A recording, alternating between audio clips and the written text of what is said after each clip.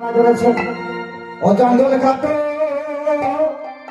কাটো রে তোমরা সকলে ওই জঙ্গলে গড়বে বাজারি বেহলা আসিবে জঙ্গলে কাটো কাটো রে তোমরা সকলে এই জঙ্গলে বসবে বাজার বেহলা আসিবে জঙ্গলে কাটো এবার বড় বড় গাছগুলা সব ছাটাই করে নিলে ছোট ছোট গাছগুলা সবই একই কাটা দিলে জঙ্গলে কাটো কাটো রে তোমরা সকলে এই জঙ্গলে বসবে বাজার বেহলা আসিবে জঙ্গলে কাটো এবার এক কাটা দুই কাটা তিন কাটা দিল চার কাটা দিয়ে জঙ্গল পরিষ্কার করিল জঙ্গলে কাটো কাটো রে তোমরা সকলে এই জঙ্গলে বসবে বাজার বেহলা আসিবে জঙ্গলে কাটো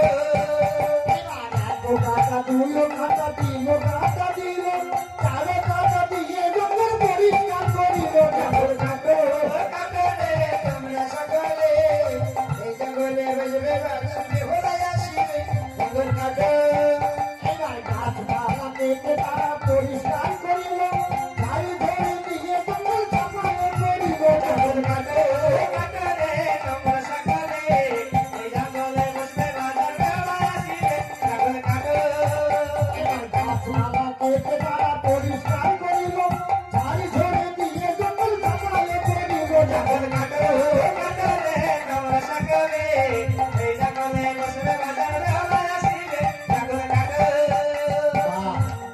কত সুন্দর জঙ্গল পরিষ্কার করেছে ঝাড়ঝড় দিয়ে সব সাফাই করে দিয়েছে এই শোনো শোনো তোমাদের যা বলেছো সব রেডি আছে আর ওই বড় বড় আম গাছ তেঁতুল গাছগুলো কাটতে হবে। শোনো শোনো ওই গাছ দুটো থাকবো কারণ রোদ্রের সময় মানুষজন গিয়ে ছামাতে আশ্রয় নেবে কেমন ওই গাছ দুটো থাক ওগুলো থাক, ওগুলো থাক বিস্তার হোক। আচ্ছা বলো এবার তোমাদের কত পাওনা হয়েছে কত হলো হিসাব করতে আমি তো জানি না।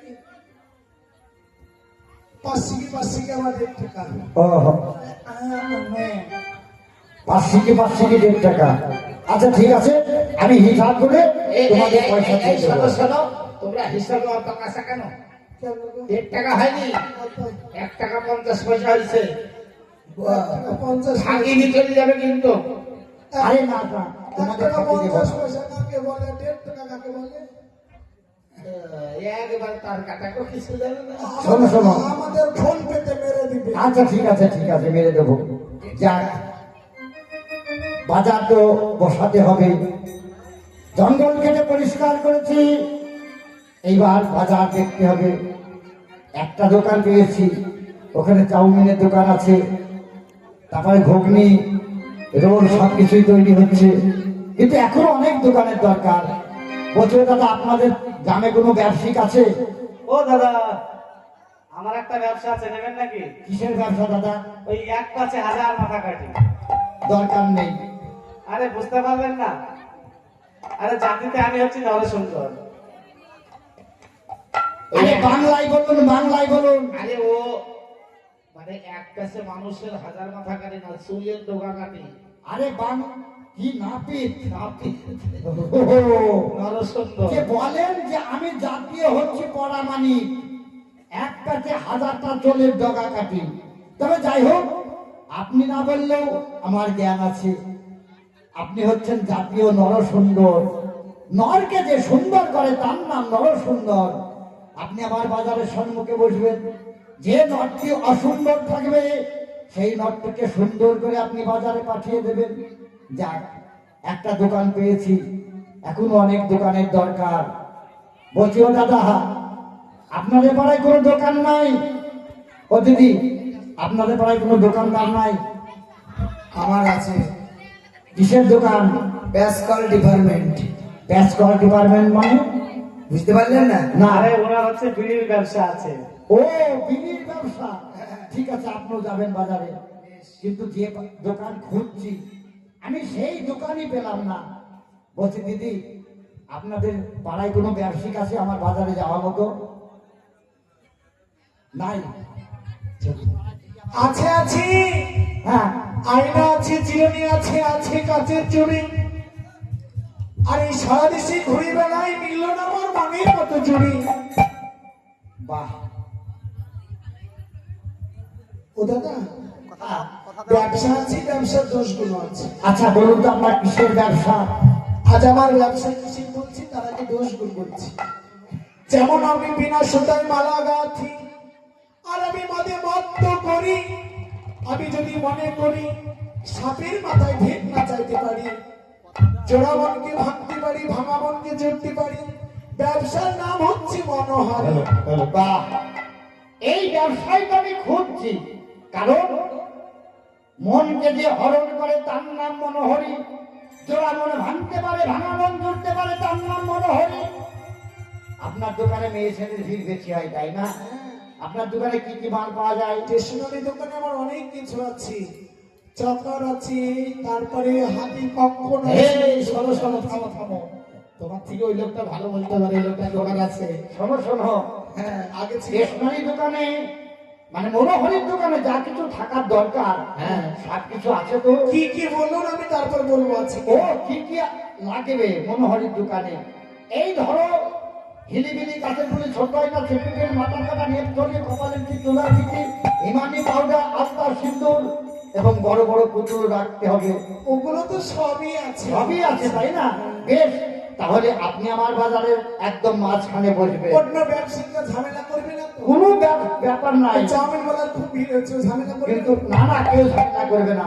তবে শুনুন একটা কথা, কি কথা? আমার বাজারে যাবেন ঠিক, কিন্তু যে কোনো জিনিস বিনামূল্যে বেচা কিনা করতে হবে, কোনো পয়সা নেওয়া হবে না। তাহলে আমাদের পেট আছে, খাবো কি?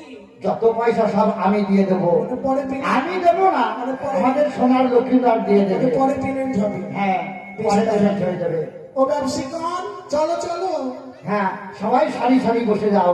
তাই দেখুন, আজ এই বাজারে সমস্ত দোকান বসিয়ে আজ মন্ডল মশাই কি করেছেন, লক্ষ্মীদারের কথা মতো এই বাজারে আজ নাম দিচ্ছেন। কি নাম দিচ্ছেন?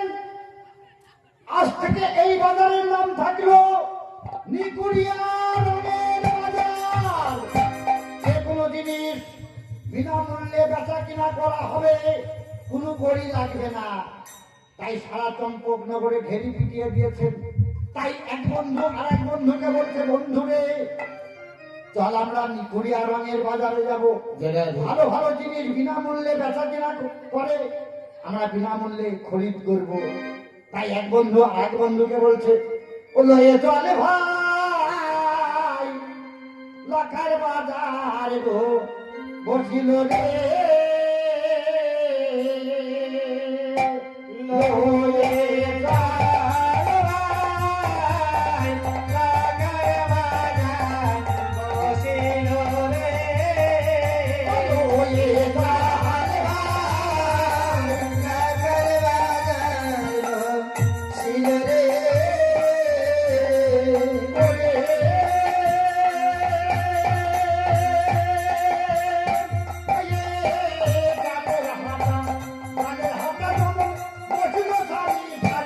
লয়ে যায় ভাই, লাখার বাজার বসিল রে।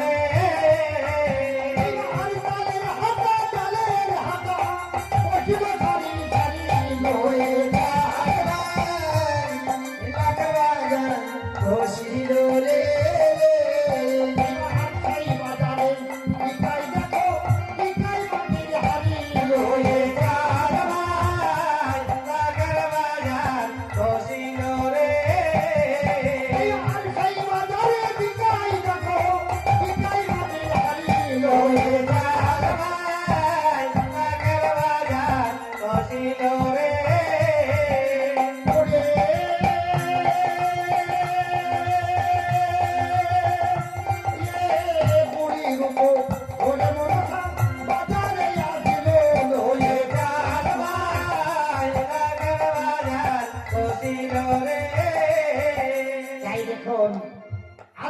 জননী পদ্মাবতী 80 বছরের বিদ্যারও ধারণ করেছেন, কারণ যোগমায়া যোগেশ্বরী হয়ে আজ বেহুলা লক্ষ্মীদানের মিলন ঘটাবার জন্য আজ কি কর্ম করছেন তাই কবি বলেছেন এইবার সুন্দর একটি সোনার পুতুল খড়ির করে নিল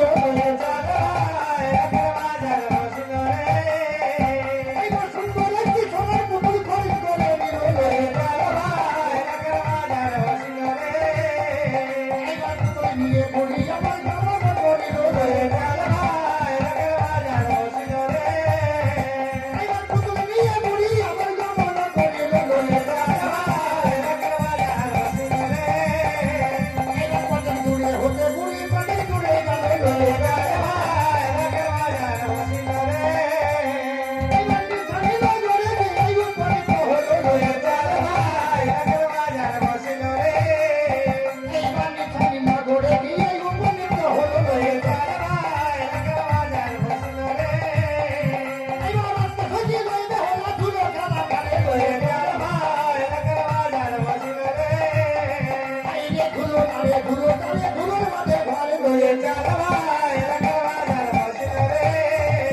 এইবার ধুলো তারে ধুলোর মাঝে ঘরে এইবার রক্ত সত্যি লইবে হলো ধুলো খেলা খেলে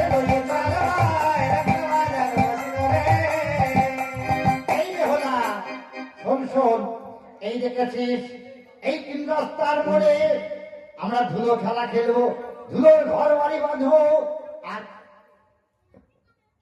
চল সখী চল আজ আমরা খেলতে যাই